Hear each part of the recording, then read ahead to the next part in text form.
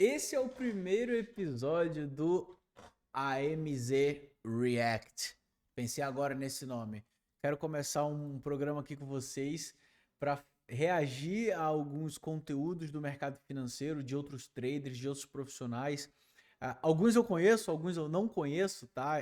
Eu fui pesquisando ali do que eu acreditava que eram não somente relevantes, mas que a gente conseguisse debater um pouco sobre o assunto, tá? Então, primeiramente, eu selecionei alguns 10 vídeos ali, dei enter, então ele colocou esse primeiro aqui aleatoriamente e eu não podia deixar de abrir um grandíssimo sorriso vendo o nosso queridíssimo Vasco Mamed aí com essa cabeleira, né? Pré-operatório, pós-operatório, não sei. Tava aí com a testa aí um pouco avantajada ainda. Um abraço, Vasco Mamed brabo. E bora ver o que ele tem para dizer pra gente nesse vídeo que eu peguei aqui com vocês. Vamos dar uma olhada aqui. Perguntaram assim pra mim, falou, cara, se você fosse começar hoje, o que você ia fazer? Falou, a primeira coisa que eu ia fazer, sai dessa porra de rede social, deleta essa merda, para de seguir todo mundo. Mas até você, eu principalmente, para de me seguir. Fala assim, mas eu gosto de assistir o podcast, porque o podcast é muito legal, porque... Não, você vai ter que parar, porque cada hora senta um cara aqui que opera diferente. Senta um cara aqui que fala, meu amigo, renco é vida. Aí senta outro que fala assim, não, porque o fluxo e não sei o quê. Aí senta outro aqui que fala uma planilha do Excel. Porra, meu irmão, você tá na fase de aprender. Essa do Excel é da hora. Já vi algumas pessoas que utilizam isso, nada contra, mas o que ele tá falando é algo bem interessante, algo que eu gosto de trazer sempre quando eu tô conversando, justamente com o iniciante, né? Lembrando que ele tá falando com o iniciante, a pessoa que tá querendo dar o primeiro passo. Isso é algo muito interessante porque na minha trajetória eu tive esse problema. Eu comecei estudando com uma pessoa e eu já comecei a aplicar e meus resultados estavam legais. Aí o que eu fiz? Comecei a consumir um monte de conteúdo de outras pessoas, de outros traders. Aí eu tava operando a favor da tendência e de repente eu conheci um cara que operava contra a tendência. E depois tinha um cara que operava com média e depois era com banda de Bollinger. E isso começou a virar digamos assim, né, um excesso de conhecimento na minha cabeça que começou a me atrapalhar. E ele tá trazendo exatamente essa visão. Você tá ali, você não consegue seguir o seu sistema de trade direito, não segue a porra do seu gerenciamento. Você imagina você ficar alimentando isso todo dia e falar, não, é o renco. Aí tu toma stop hoje, tu opera, né, um gráfico temporal, né, opera um candle, você opera lá 15 minutos, por exemplo, 5 minutos. Aí toma a porra do stop e fala assim, não, quer saber? Eu acho que eu vou mudar pra renco pra resolver meu problema. Porra, vai tomar no rabo. Entendeu? Então assim, ó, falou, para de acompanhar essa porra, para de acompanhar a boleta. A gente sabe que o mercado é manipulado. Antes de cara, ele já vai pular pro próximo automático, que isso, só uma observação sobre o que ele comentou, tá? Isso vem muito do foco. E aí o que acontece? A gente citou o primeiro erro, que era justamente você não ter o foco numa única estratégia, e aí de repente você vai e pula para outra coisa. Aí você volta para aquele problema de, tipo, pulando de galho em galho. Uma hora você faz média móvel, opera a favor da tendência, você pega um dia lateral e vai falar, não funciona. E aí você começa a operar mercado lateral. No dia de tendência você vai pensar, não funciona. E aí você começa a fazer um monte de coisa, você vai ver conteúdo diferente, todo dia vai aplicar uma coisa diferente e você não vai conseguir evoluir porque você vai ficar sempre fazendo coisas diferentes. Então, muito legal aquele vídeo do Vasco. Um abraço, Vasco. Top demais. E aqui vamos ver do que se trata. A gente sabe que o mercado é manipulado, né? Quando eu falo que eu não acredito que... Grande teoria da conspiração. E aí? Fala pra mim aqui nos comentários, o mercado é manipulado, sim ou não? Grandes players levam o mercado pro preço que querem, sim ou não?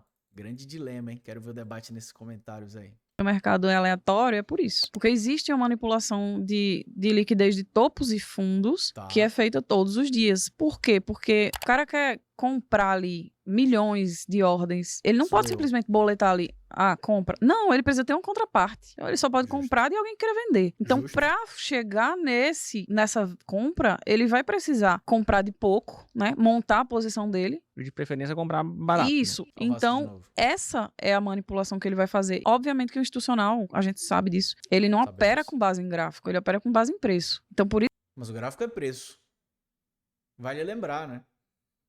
Fazendo uma comparação, inclusive, com gráfico e tape region, por exemplo, você faz a mesma análise do preço. Só que é o preço mostrado de forma diferente. Cabe recurso. Por isso que a teoria do tempo e preço que a gente fala são níveis específicos. E esses níveis, eles estão em topos e fundos, que são importantes. Aí a gente olha topos e fundos de dias, semanas, meses anteriores. A gente sabe que tem muita liquidez ali, tem muito stop, ordens de stop, né? De outras instituições. Ordens de stop em topo. Algo muito interessante quando a gente fala de, por exemplo, movimentação de preço. E óbvio que, vou reforçar o que ela falou, quem move preço não somos nós, meros mortais, né? São grandes tubarões, grandes baleias do mercado que tem muita boleta para movimentar. E quando você vê o mercado, por exemplo, caindo, e aí de repente ele começa a subir e forma um fundo, aquele preço do fundo ele foi importante, ele foi relevante, porque aquilo demonstra o interesse de quem faz preço, demonstra o interesse desses grandes institucionais, de quem de fato faz mercado. E isso é muito interessante, isso é muito legal. Vamos para o próximo vídeo então. Outras... Infelizmente... Fabrício Stagliano, a dura realidade do day trade. O que você tem para nós aí, meu querido?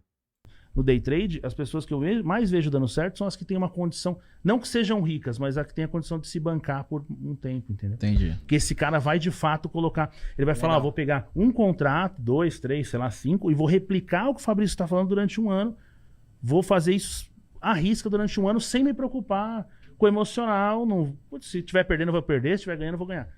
Poucos têm esse privilégio, né? Então, porque a maioria entra com a corda no pescoço, é a última coisa que... Daí, isso é algo muito interessante, gosto muito de falar sobre isso também. Não é regra para os dois casos, tá? Para os dois casos. Eu vou separar entre rico e pobre. Ponto. Só para ficar fácil a comunicação. Eu concordo pra caramba com isso que ele falou, da pessoa que vem para fazer day trade, que tem uma condição financeira mais confortável e é disciplinado para fazer o que tem que ser feito, da maneira que tem que ser feita, essa pessoa tem uma chance de sucesso muito maior, porque ela não tem aquela pressão psicológica daquele resultado obrigatório. Tá? Ela não tem esse medo de perder, desde que ela tenha de novo a disciplina de fazer da forma que tem que ser feita. E na maioria das vezes, a forma que tem que ser feita não é com uma alavancagem muito grande. Então, a pessoa que tem sucesso com uma reserva financeira boa, ela sabe que tem bastante dinheiro e vai operar pequenininho, vai fazer o que tem que ser feito. Vai comprar aqui e tem que largar lá em cima. E ela não vai ter preocupação nenhuma, porque aquele dinheiro ali é irrisório. Que ela faça R$1.000 no dia, para algumas pessoas é um resultado incrível. Para outras pessoas, R$1.000 é nada. Mas eu conheço muitos casos do contrário, né? Que a pessoa tem muito dinheiro, ela é imprudente com dinheiro. E aí são os casos que, infelizmente, a gente conhece de pessoas ricas que têm muito dinheiro e perderam muito dinheiro. Pessoas que estão aí com R$500 mil negativo, R$3 milhões negativo, tem muito mais para perder. Espero que parem antes de perder, né? Mas não é uma regra, mas eu concordo que isso acontece. Mas eu conheço muitas pessoas também que têm uma condição financeira muito menor, condição financeira bem mais enxuta, vamos dizer assim, e são disciplinados justamente por esse motivo, por não ter muito para perder. Essa pessoa acaba sendo mais fria, ela tem mais apego, mais amor àquele dinheiro. E ela acaba sendo mais disciplinada. Mas óbvio que existe o aventureiro, né? O famoso cracudo, o cara que vai botar R$100 na corretora, vai começar a operar e vai fazer um monte de besteira. E o cara desesperado, que tem R$1.000 que ele separou para pagar o aluguel no final do mês, e na cabeça dele, ele vai botar no day trade e em uma semana ele vai fazer R$3.000 e vai pagar o aluguel e vai ficar com lucro. Mas a gente sabe que não é assim que funciona. Essa pessoa, ela tem 99% de chance de perder, porque ela tá vindo com a pressão de ter que fazer dinheiro. E quando você vem operar sem a pressão de ter que fazer dinheiro, você opera muito melhor. Legal. Top, Fabrição. Isso que muda muito, né, cara? Eu peguei uma conta. E um abraço para todos os traders cariocas aí, ó. Separei um trecho desse brabo, grande Mateusão, Starter Pack, fazendo uma leitura de mercado. E aqui, vamos ver do que se trata. Já tem algumas médias móveis aqui. Eu não sei de cabeça, tá? Quais são as médias móveis que ele utiliza. Eu vi um pouco de 200 ali. Às vezes eu bato o olho e já consigo identificar, né? Tem umas médias rápidas ali. Não tão rápidas, vou dizer que se não for uma 9, é uma 20. Mas vamos lá. Compra aqui, ó, nessa região, exatamente no 830. eu estava aguardando a confirmação do rompimento desse topo aqui, só que preste atenção nesse segredinho aqui. Depois do mercado ter saído das médias aqui, ele deixou um gatilho muito importante, eu não peguei aqui ainda, tá? Aqui eu... Legal. Eu gosto muito de operar médias e acho que a gente tem uma leitura bem similar em muitos momentos. Não sei o que ele tinha visto aí dessa compra, mas esse retorno à média, né? Você via que antes, aqui, ó, o mercado tinha feito essa movimentação de alta. Cara, começou a corrigir na média, aqui eu já fico babando para comprar. Eu gosto de operar assim, tá? Uma forma minha de operar com médias móveis, gosto muito. Ele tinha algum gatilho aqui, não sei do que se tratava, mas vamos ver como que evolui o vídeo aí. Dei mole mesmo. E eu aguardei um pullback nas médias. Ó. Exatamente aqui, ó, depois que ele testou esse topo, rompeu, ele voltou para fazer um pullback na 9,40. Cara, ó, na 9. Isso que é muito interessante. Repara que ele destacou o quê? Rompeu esse topo e voltou. Eu fiz um vídeo recente no meu Instagram, inclusive, sobre isso. Se você tiver vontade, por exemplo, você está vendo que a tendência é de alta, médias para cima, mercado subindo, legal. Se você tiver que escolher entre comprar um rompimento de um topo anterior ou esperar ele mostrar que esse rompimento é falso, porque muitas das vezes ele é falso, ele vai romper falso, voltar. Cara, essa volta é aquela busca de liquidez para estopar a galera. É aquela rompeu falso, ou seja, a turma saiu comprando lesadamente. O mercado começa a voltar, você sabe que ele tá puxando ali para tirar essa turma, pegar esses stops, pegar essa liquidez e dar continuidade no movimento. Esse rompe falso volta é muito legal. Em vários casos você consegue fazer a venda, não era necessariamente nesse, mas você consegue fazer a venda rompendo o topo anterior para pegar uma queda mais agressiva. Nesse caso, como você estava vendo que o mercado estava bem direcional, para você fazer uma compra legal, justamente próximo aí dessa... Depois de ter feito o rompimento falso, voltou e aí ele optou aí a compra do rompimento do pavio anterior. Bem legal. 20 VWAP, deixou o famoso viradão e aí eu fui lá e comprei, certo? Eu tinha alvo aqui, minha parcial no 140, que foi aqui no começo dessa região aqui de resistência. Meu alvo lá na 9 do diário, ele foi direto lá na 9 do diário. Mano, uma observação bem interessante, tá? Eu não vi a data, mas eu tenho certeza que esse vídeo é muito antigo. Eu tô vendo pelo cenário, pelo estúdio que ele tá hoje, não tá mais nessa não. Mas, uma observação. Eu acho que esse vídeo é antigo, tenho quase certeza. Matheus, se você estiver ouvindo, por favor, se manifeste nos comentários. Show de bola, né? Trade de mais de 500 pontos, pegamos ao vivo, único trade do dia. Presta atenção, recuo na 9,20 com alinhamento das médias, mais a VWAP, deixou o viradão. Uma das primeiras mensagens que eu tento pra... Daí, da hora. Vamos ver esse aqui. Esse aqui eu peguei do podcast ali do BTG, da turma. Passar pro trader novo que acabou de entrar na mesa cara, seu papel não é acertar o fundamento. Qual é o fundamento? Porque o fundamento ele vai mudar várias vezes. E você vai conversar com uma pessoa vai falar que ó, o fundamento é esse. A bolsa tem que subir por isso, porque olha aqui, ó, fiz a conta tal e eu tenho certeza que é por isso. Vai falar com outro. Ó, fiz a conta, sentiu umas farpas aí, ó. O Frajola que gosta de calcular mercado, né? Mas vamos ver do que se trata. Tá falando de comparar fundamentos. Isso aqui é interessante, hein? Cara, não, eu tô pessimista porque nos Estados Unidos está subindo os juros e aqui a bolsa vai ter que cair porque não sei o que. Ah, não, porque o fiscal tá... Cada um vai ter o seu fundamento. Justo. Mas quando você pega tudo isso aí, bate no liquidificador e vê o que sobra, você vai ter uma noção de quais são os argumentos que estão vencendo a batalha. O papel do trader é identificar para onde que tá essa batalha, quem é que tá vencendo essa batalha, qual que é a discussão que tá vencendo. Em resumo, isso é um debate que a galera gosta bastante e eu não poderia concordar melhor do que o que ele falou. Você sempre tem a turma que eu me dá uma raiva. A turma metida a grandes intelectuais. O que você tá fazendo? Pô, como assim você vendeu? Você não viu que saiu o dado não sei o que, é compra. Você não ficou sabendo que na semana passada, porra, juros e não sei o que. Então, tipo, às vezes a turma se envolve numa, tipo assim, querer fazer uma análise fundamentalista do mercado como um todo, né? Eu digo fundamentalista entre aspas, né? Vamos trazer para uma análise macroeconômica do cenário. Óbvio que isso é legal você acompanhar e ter ideias, mas você vai trazer isso pro day trade, cara? Sabe? Acho que o que ele tá trazendo é exatamente isso. Porque no final das contas, essa é a sua opinião, é a sua leitura. Existem várias outras leituras, outras opiniões. Você acha realmente que o mercado financeiro inteiro no Brasil concorda, tem a mesma opinião? Pô, você tem instituições financeiras que estão mais compradoras de IBOV, você tem instituições financeiras que estão mais vendedoras de IBOV, por exemplo. O mesmo para o câmbio, você vai ter fundos e outras instituições que vão estar mais compradoras de dólar e outras vão estar mais compradoras de real, ou seja, vendedoras de dólar, né? Então, isso é muito interessante, porque é legal você acompanhar, é legal você ter a sua ideia do que faz sentido, macroeconomicamente falando, mas no final das contas, o próprio gráfico, a movimentação do preço, já vai resumir para você, já vai traduzir a direção do mercado, o que é, digamos assim, maioria, né? Você vai ter, óbvio, as contrapartes sempre, mas você já vai ter quem vai estar ganhando ou perdendo pela movimentação do preço. Se o preço estiver subindo, em tese, o fundamento que está vencendo é o otimista.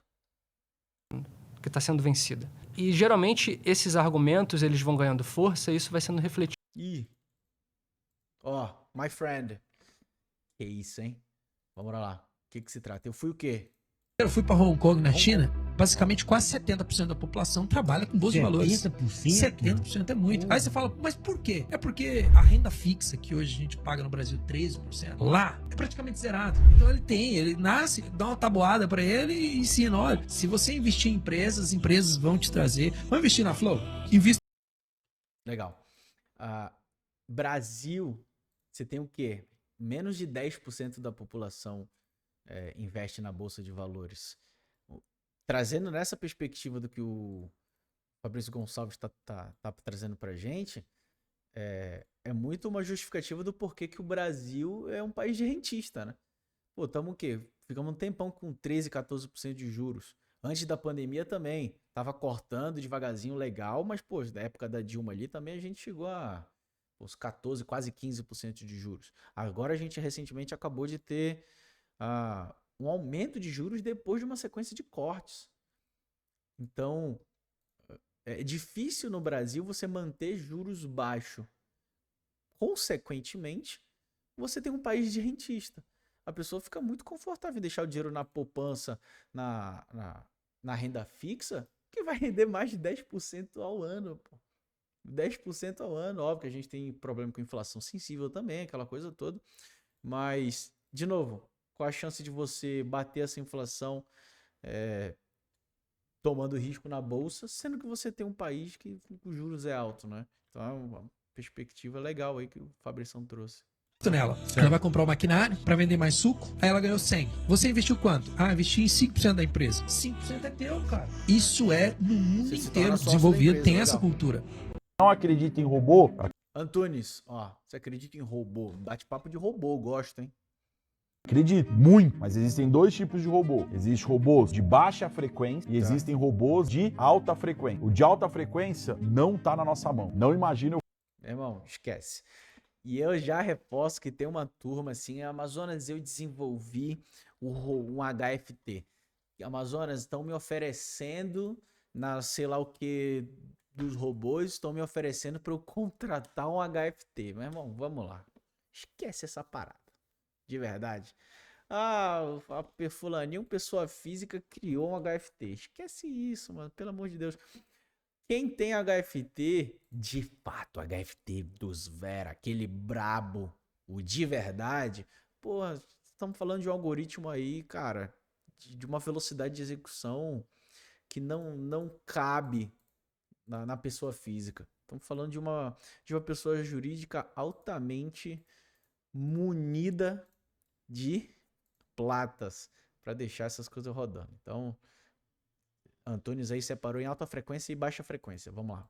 conseguir concorrer com o UBS da vida, que tem os maiores fundos do mundo. Como que eu vou concorrer com a BlackRock, que tá fazendo fundo, procurem lá que a BlackRock é uma das maiores gestoras do mundo. Como eu vou concorrer com esse cara? Como eu vou concorrer com os caras da Faria Lima, com os caras de Nova York, com os caras de Chicago? Agora tem robôs de baixa frequência. E aí os robôs de baixa frequência, o que manda não é o robô, o que manda é a estratégia. No final é tudo discricionário. Estratégia e o gerenciamento de risco.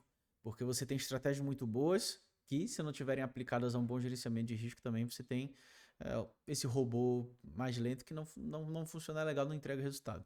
Eu sou bastante dessa premissa e gosto, inclusive, tá? Destaque. Gosto muito de robôs que executam uma operação por dia. Você tem uma base de dados sólida, tranquila. Cara, o robô que faz uma negociação, máximo 2 por dia, top. Gosto pra caramba. Mas é basicamente essa a diferença mesmo. Se aplica uma estratégia no gerenciamento de risco. E aí você, óbvio, gerenciamento de risco preferivelmente positivo, né? Fica bem interessante. discricionário. Uma vez que você determinou, você teve descrição sobre o que é, vocês concordam que voltou pro humano? Eu acredito no robô que quem cuida é o robô. Essa é a inteligência artificial que a gente vê nos filmes mesmo, que é eu e o robô lá, que o robô vai matar o ser humano e vai... Isso eu acredito que é o que tá acontecendo. Mas é interessante, o lance da inteligência artificial que ele trouxe, eu acho que pega até um pouco vai um pouco na pegada um pouco de machine learning, né? Em que você tem o próprio algoritmo se adaptando, o próprio algoritmo tomando decisões, digamos assim, não necessariamente tão quantitativas, né? Ou algo tão enraizado, mas sim, digamos assim, uma inteligência artificial que faça uma leitura dinâmica do mercado, que leva em consideração, às vezes, até outros parâmetros que não são, digamos assim, fixos ou enraizados em... É isso. Legal. Agora, sem ser isso, vai perder dinheiro. Tarso, você começou My Friend de novo, que isso, hein? Vamos lá. no mercado com quanto de dinheiro? 2.000. 2.000? Quanto tempo durou? 4 dias. 4 dias? Muito. Por quê? O que você fez? Comecei com 50 lotes. 50 lotes. Não sei de quando é esse vídeo. Para operar mini índice, você precisa de R$100 para ter um contrato. Com R$1.000, você bota 10 contratos. 50 contratos aí ficou esquisito, hein? Tô fazendo um cálculo aqui, não tá batendo. Mas tá bom. Mas tava no limite, né? No limite. Dá uma olhada. As pessoas, a maioria, começam assim. Errado. Por que errado? Querem começar no day trade? Caralho, vai esculachar o amigo dele mesmo?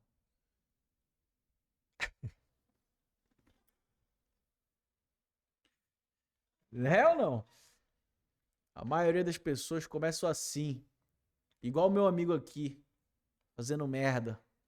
Errado. Pô, calma aí, porra. Tá do lado do cara. O cara abriu o sorrisão, já ficou sem jeito. Mas simplesmente não tem alguns princípios básicos. Ele Diz que o cara não tem princípios. Caralho, tá esculachando o amigo, mano. Ô, my friend. Vou fazer vídeo nunca mais contigo, hein? começou com 2.000. Em 4 dias perdeu tudo. Por quê? Porque começou errado. Quanto que eu devo começar no day trade então? R$200. 200? Você tem que entender como é que funciona o mercado. Para trabalhar com um contratinho. Mas isso aqui é interessante, tá? Bate-papo do my friend aí falando de alavancagem. De fato, primeiro, vamos lá. Uma coisa que eu trago bastante aqui pra mim. Você vai começar a fazer day trade, sinceramente, vou começar. Primeiro passo. Primeiro que você nem bota dinheiro, né? Na minha opinião. Você vai testar uma estratégia, você vai testar um gerenciamento de risco, você vai pra conta demo. Na conta demo você vai testar essas duas coisas. Ficou com resultado legal, ficou com resultado positivo, aí você vai pra conta real, aí sim, você vê quanto que você vai botar, quanto que não vai te fazer falta, né? Volta alguns vídeos, a gente falou sobre isso. E aí você vai não para testar a estratégia, o gerenciamento de risco, mas sim para fazer a mesma estratégia, com o mesmo gerenciamento de risco, para treinar o seu emocional agora, para você ver dinheiro entrando e dinheiro saindo. Não 50, viu, my friend? Não com 2.000. Os R$200 vai te mostrar como é o mercado. Aqui é um mercado maravilhoso, porque você vai ter que aprender algumas coisas básicas, só que você consegue escalar ele de uma maneira muito boa. Legal isso aí. My friend falando para começar com 200 é realmente, assim, é a fezinha, não necessariamente a fezinha que você vai achar que vai virar 2.000, transformar 200 em 2.000, não que seja impossível. Mas por iniciante, entenda que muito provavelmente esse dinheiro aí que ele está se referindo, ele provavelmente vai embora. Mas é justamente para você evoluir muito. Né? Quando você bota grana no mercado, você evolui muito, que te treina de várias formas que na conta demo, por exemplo, não te treinaria. Legal. Bom primeiro passo aí para não comprometer muito. Se tiver que escolher entre perder os 2.000 de cara e 200, melhor os 200, né? Menos. Dá um bom dinheiro no final. O que é melhor fazer então? Sempre ter um treinamento antes de entrar nesse mercado. Minha sala ao vivo. Essa é uma boa pergunta. Essa é uma boa pergunta aí, ó. Lucas Claro, lá do BTG, mais uma do BTG aqui. Com que frequência devo mudar o meu setup? Isso acho que varia muito de pessoa para pessoa e, obviamente, do prazo de investimento. Deu aquela enrolada, né? 5 segundos de vídeo já e falou assim, uma boa pergunta, isso depende muito. Muito bom, hein, Luquinhas? Que você está usando. Se você faz day trade, eu acho que todo final de mês é bom você dar uma olhada e ver como é que tá como é que foi a sua performance dentro desse mês e se aquilo ainda faz sentido, se aquelas estratégias que você utilizou ainda fazem sentido. Mas assim, de uma forma geral, acho que 3 em 3 meses eu acho que faz total sentido você trocar, você revisar a sua estratégia e, se necessário for, alterar a sua estratégia. Interessante.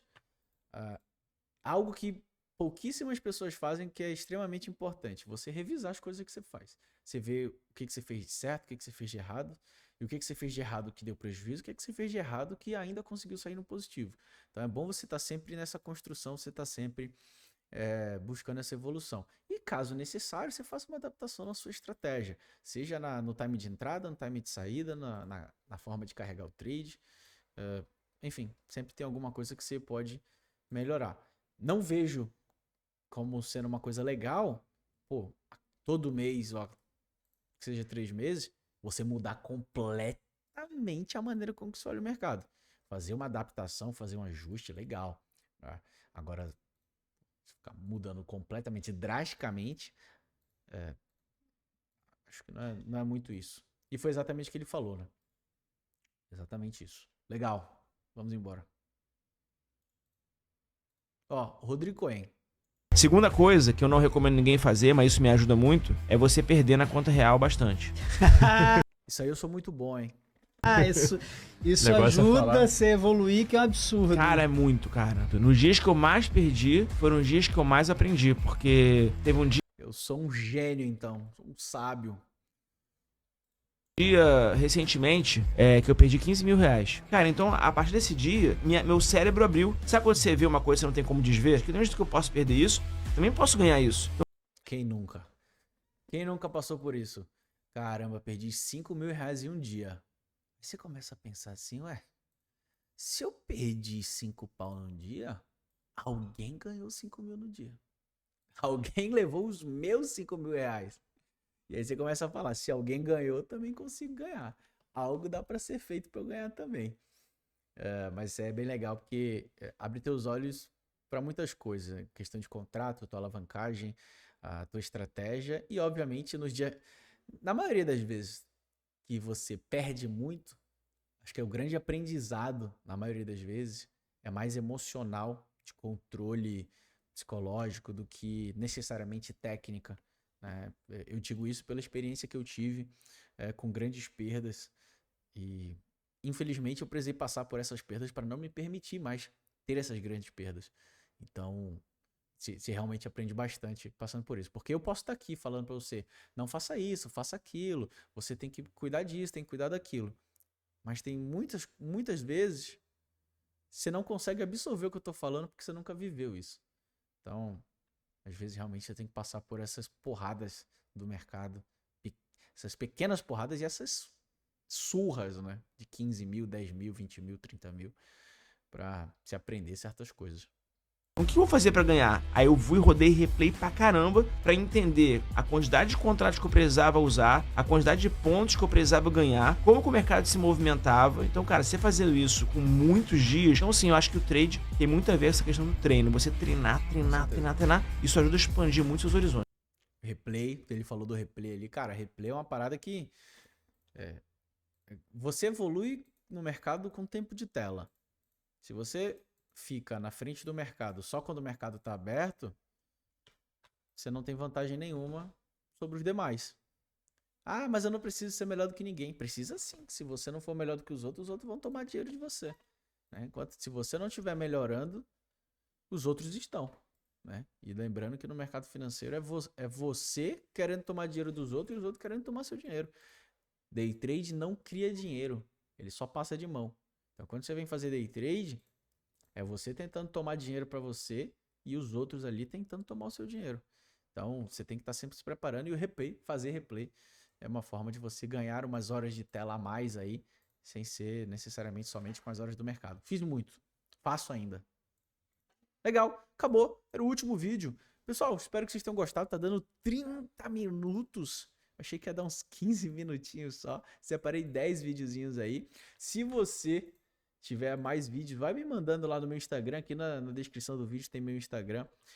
Se você tá me assistindo, chegou até aqui, já se inscreve, deixa o like e vamos que vamos. Se vocês gostarem desse vídeo, eu faço mais. E é isso aí. Grande abraço pra vocês, tamo junto. Tchau, tchau.